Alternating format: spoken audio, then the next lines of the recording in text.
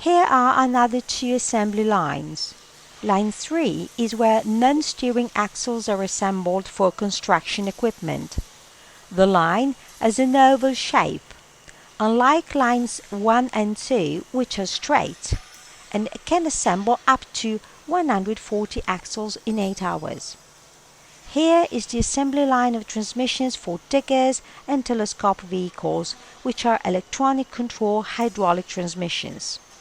Carraro designs and develops the mechanics, hydraulics and electronics of these transmissions. The transmissions are tested on benches at the end of the line, where a complete change cycle is run to test that everything is working properly. The assembly and testing data transmissions are recorded in the SAD data acquisition system. The maximum capacity of the line is 80 transmissions in 8 hours. Each axle or transmission built by Carraro is given a serial number at the start of the assembly line, which is put on the aluminium plate riveted onto the axle.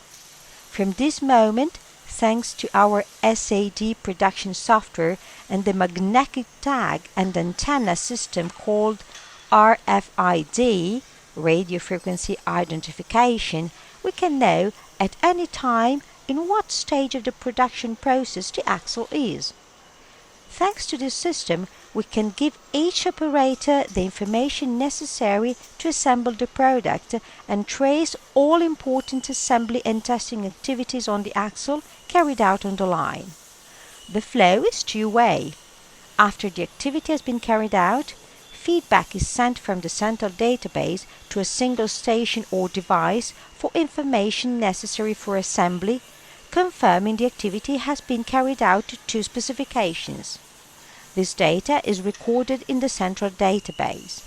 So, the axle comes off the assembly line tested and with an assembly history, which is filed in the central database for future requirements.